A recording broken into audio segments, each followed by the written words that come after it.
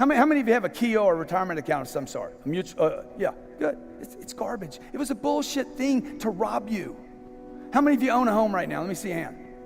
It was bullshit. It was bullshit. And you put your money in there. You wanted money and you bought a house. You wanted money and then you put it in in a retirement account. You wanted money and then you gave it to Wall Street. You can't even get your money. What'd you do, man? What were you thinking? Oh, my mama told me a house is a good deal. Do you know any rich people that say, my house made me rich?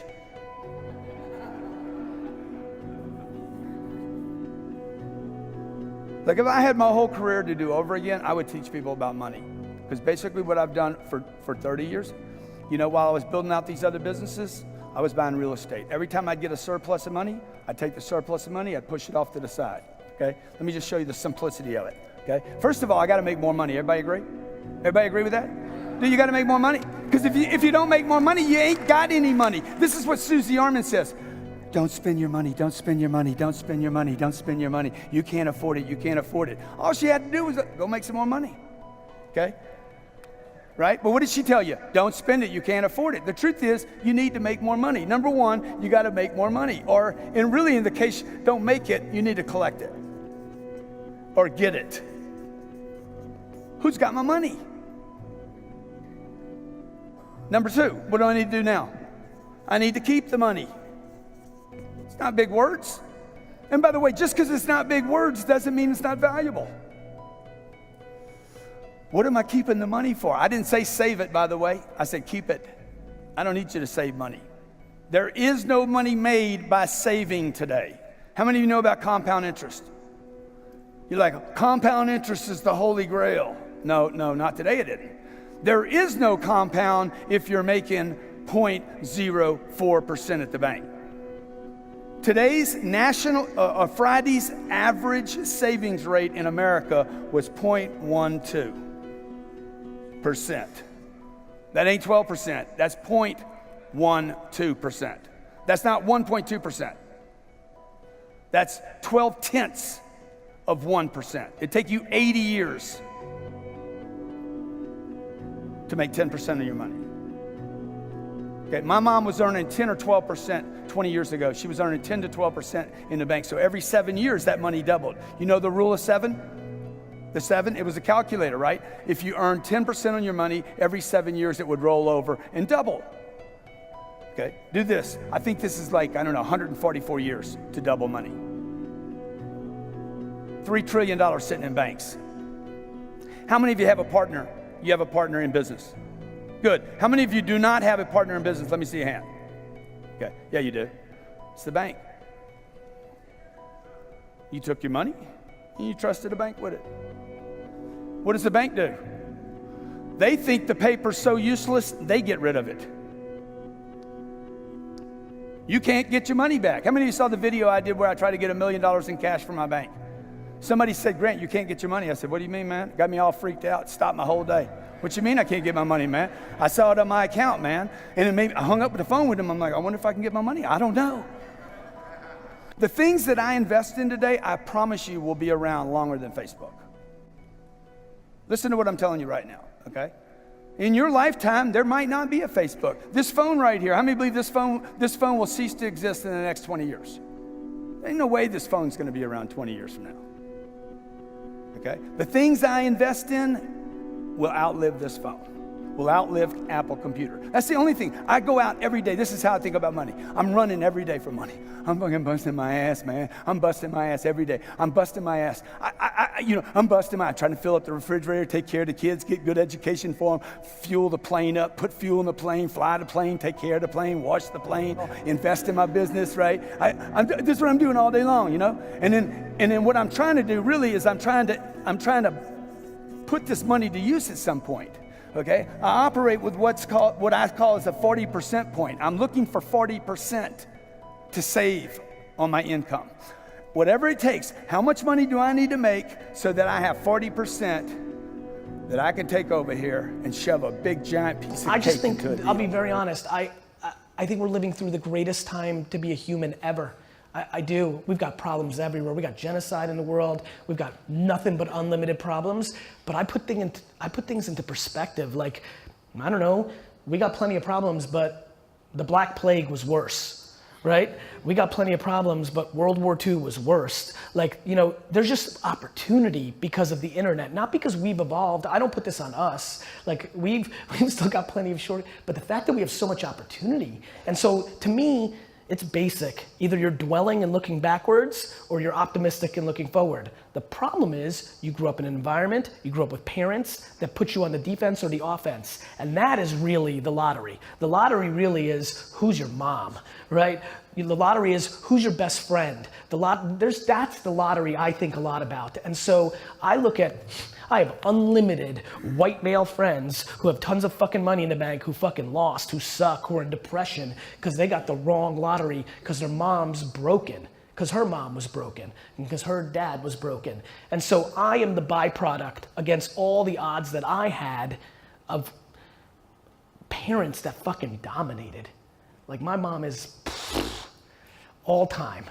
Just all time, she is. And so even when I was getting D's and F's and all the other immigrant families were making fun of her because her son wasn't gonna make it because you had to get A's and B's because that's all we knew in the 80s and 90s, she knew who I was. She let me hone my skills. I'd get D's and F's, I'd get punished, but I was still allowed to go do my baseball card shows because I was building my skill. And they taught me work. I didn't see my dad until I was 15 and he made me work in his liquor store, even though we slept in the same house every night because he'd left before I woke up and he came after. And so we live in this world now where the fact of the matter is your Instagram account, your YouTube account, your SoundCloud account, the internet, like the fact that, let me tell you something that fascinates me because we think a lot about money and opportunity. Let me tell you about an opportunity that I can't get out of my head, which is there's a website called Craigslist. There's a section called free where people list shit that they want to get rid of. You go there and you take it, and then you list it on Facebook Marketplace and you sell it. And when I think about this, I've been dreaming about this for the last 72 hours, by the way. Like, I'm literally doing this selfishly, so D-Rock captured this because this video is going out. Like, it's crazy to me that the only thing that stops somebody from winning is education and the work ethic, right? I understand that. But education comes in so many different forms. I was on the Breakfast Club the first time, and Envy thought I was a motivational speaker, like a bullshit rah-rah, kind of like the secret shit. So he kind of called me out, and I was like, fuck. He's like, you're live on the radio. He's like, and he's like, give us something practical. Fuck this mindset shit, right? I'm like, okay, the mindset's the game, but fuck it, I'll give it to you. And I said, go to the dollar store and go to Marshall's, take your phone, scan shit, look it up on eBay, and if it costs $2 in Marshall's and it's selling for $9 on eBay, buy it and sell it. And that was it. It was kind of like this moment in a 6-minute radio spot. And then it caught a little, then I read all the comments and people are like, bullshit or yes. Then I start getting emails like, yo, I make $500 a week, but I'm making $200 now because I'm going to the dollar store and selling it on eBay. And it built in this whole thing. And then I named it the 2017 Flip Challenge. And we have 10,000 emails of people who've literally went garage sailing to the thrift store and the dollar store and have made 20, 30, 40,000. I started thinking about the long tail of all this, right? Like we're in this, especially like in this incubator, like 99% of startups are gonna fail in this generation because we're living through the greatest era of fake entrepreneurship. The amount of fake entrepreneurs that are in this building right now is extraordinary. It's true. It's true. And by the way, please, I know a lot of you don't know me. I'm not sitting on a high horse like I'm a good entrepreneur and you're not. It's just black and white obvious because it's a bubble because it got cool, right? It got cool. And everybody, and it doesn't cost anything. And there's so much money in the system. There's so much incubators willing to give you money. All my friends for the last 10, 15 years are building all these businesses where it's really not that hard to lose money every month, right? I think on your panel, you guys said as entrepreneurs, losing money and then making money or building. I couldn't catch the whole thing because I was distracted. The problem is it takes a lot of talent to build something to then eventually make money. And we spend 99% of our time talking about fucking Slack and Uber and Snapchat and fucking Instagram. we got like 17 companies to talk about, and there's 17 fucking companies going out of business every hour, every minute, and meanwhile there's more money being pumped into the system, and it's just all so obvious right now where this is all going, and it's not very pretty because we're lacking self-awareness. What we're doing is we're just riding the waves of what the current conversation is. There's so many people that are gonna be founders of companies who would have done incredibly well being number 17 at this startup, or number 94 at that company, or number 167 at that company, but they wanna be number 1 of the Uber of pancakes, right? And like, so, and I'm watching this and I'm fascinated by it. Meanwhile, there's so much practicality. Let me tell you what breaks my heart. I read a lot of feedback from my audience. I've gotten 2 examples in the last 3 weeks of kids that were making money on retail arbitrage, right? So I think I brought up already the Craigslist to Facebook Marketplace. I think, no question, if you said to me, hey, this is a classroom of like 16-year-olds and they have to make money in the next 24 months or bad stuff happens, I only default into go buy shit and sell it and run the internet arbitrage. We'll spend the first 3 months, I'll teach you everything about Craigslist and eBay and Facebook Marketplace and let go, and then we'll talk about China and buying shit there and the arbitrage. I would spend an enormous amount of time because the practicality right now in the inefficiency of the internet of buying and selling stuff is extraordinary. In the last 3 weeks, I've had these kids who, have been following my content and they're like, Gary, I want to get your advice. And basically both narratives went the exact same way, which is, hey, I listened to you, I got good, I started buying stuff, then I hit it big. A bunch of people made a lot of money on the solar eclipse glasses. Like you could literally buy those things for like 16 cents in China on Baidu and then sell it for like $4 a pop on Amazon. People made bank. Like I know one kid who made $317,000 on a $3,000 starting point, right? So it's very real to me instead of I'm gonna build some crazy app that's gonna fucking change the world, right? Because it's practical as fuck. And both of them have made real money. One kid's made like 60,000 this year off of like $100 base, right? Like these are like real money. And both of them took it all and bought crypto. Yes. Yes.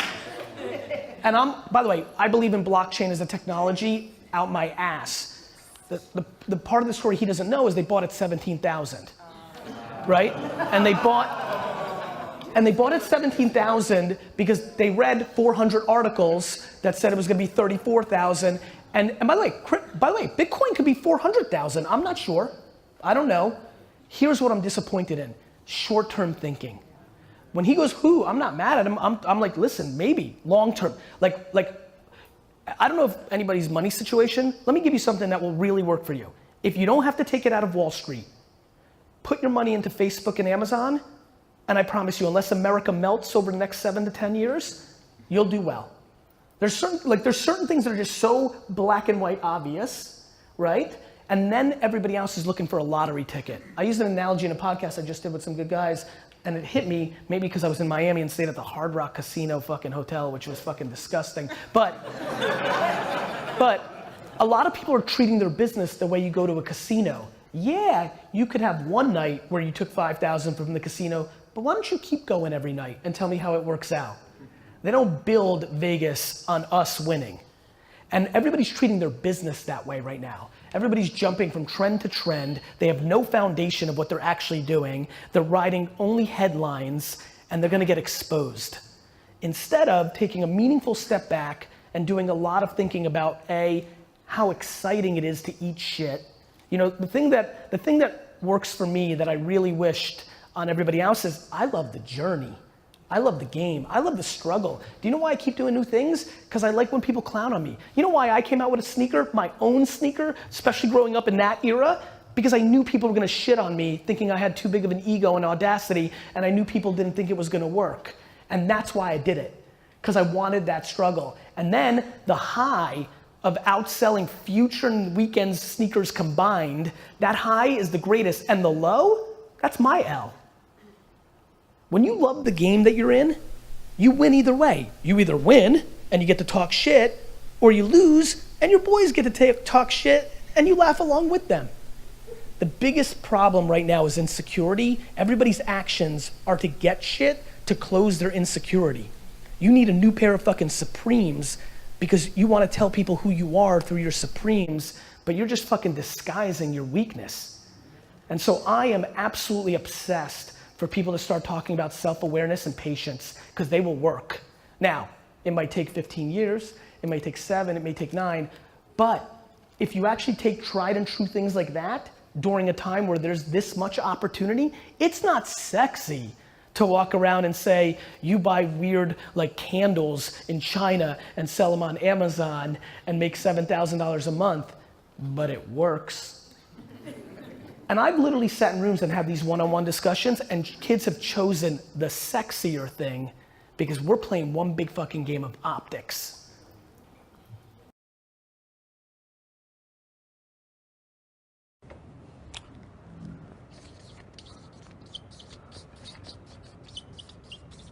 You can either make money or you can make excuses. You can't do both. I guarantee you, every single poor person that I know don't have a lot of money, don't have a full pocket of cash. They're full pocket full of what? Excuses. What is an excuse? An excuse is nothing more than a well-planned lie. An excuse is nothing more than a well-planned lie. So I don't embrace excuses. I embrace solutions. Because when I was getting started, I had a lot of excuses. I was a Chinese. Things I'm a Chinese. I'm too young. I don't have enough experience. I don't have a degree. I'm not very smart. I don't know enough people. My English is not that good. A lot of excuses, and I was fucking broke. I was broke. So you could either make money or you can make excuses. It's very, very, very interesting. When I launched this particular group, I have people, adding me on Facebook and telling me a lot of different things. Let me tell you some of the. Before I get to that, this is interesting. Before I forget, let me ask you this.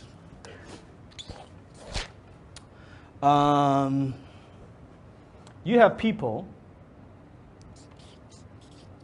Are there people in the same industry as you? Yes or no? Yes. Same industry, yes? Yes? Okay. Are there people out there, your competitors, they sell similar services? Yes or no? Yes. Similar services. Are there people out there in the same city? Yes or no? Yes. Then how come there are people making twice, 3 times or 4 times or even 5 times more money than you in the same industry selling the similar services in the same city? Why? Mindset. What is the only variable? That's the only variable. It's not like they have access to special services only they could sell that you don't have. It's not like, well, I'm in Vancouver, in Toronto. No, same industry, same service, same city. The only variable is what? You. That's the only variable. So it's an equal playing field. It's an equal playing field. So as I started the meetup, and I got different messages. It's very interesting. Here's the first one I got. Dan, why is your meetup so far away? It's like it's 20 minutes from my home. It's a 20-minute drive. In rush hour. Maybe when you do it in downtown, I'll come. I thought that was a lady who came from. Who do you think you came from the furthest distance? By show of hands. Who do you think you came from just the furthest distance? Yes. Stand up.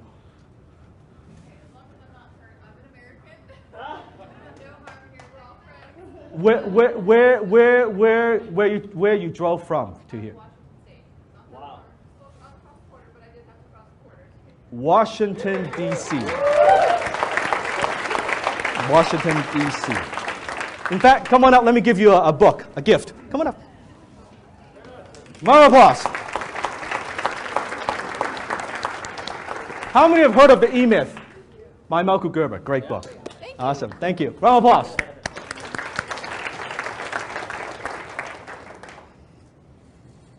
Washington, D.C. That's a winner. That's no excuse. States, sorry, Washington States. Sorry, Washington States. D.C. would be too, well, that would be really something. Anyway, so think about it. Now, if you think, oh, but Dan, you can do it closer to my home. Guess what? I can do it near the home for 5 minutes, 5 minutes away from home. They still won't fucking show up. It wouldn't make a difference. It wouldn't make a difference. Do you know why? Because they have this mindset. If you come closer to me, I will shut up. No, you won't. I can bet your sorry ass you won't. I just know it. I just know it. If I do go 5 minutes away, well, but kinda I'm busy. I got the kids. I gotta work. I'm tired. Right? Same excuse. Here's another good one. I don't have time. You don't have time? Interesting. So why don't you have time? I'm so busy in my business. I'm exhausted. Then you need some help, my friend. Because the definition of insanity is keep doing what you're doing and expect a different result. I don't have time. Here's a good one. Here's a good one. But other meetup is just $5. How come you charge $20? It is too expensive.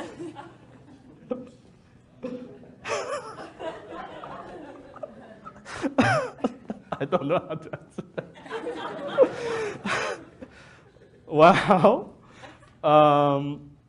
let's put it this way. If you've been in business for any length of time and you can't even afford $20 to learn some strategies to grow your business, I don't know what to say. I don't even know if I can help you, quite frankly. You know, I got nothing to teach you. So those are the excuses, but isn't that interesting? Same meeting, same group. Excuses, they are not here. Doesn't affect me, quite frankly. My life is good as it is. Not going to change my life if they show up or not. Believe me, I'm not getting rich off that $20. Just believe me, okay? Most of the money goes to the venue, goes to my team anyway. If you actually calculate, you talk to Ricky, you talk to DJ, calculate how much I make per year, you divide it by how much money I make per hour, compared to how much time I put in creating this group, it's costing me money.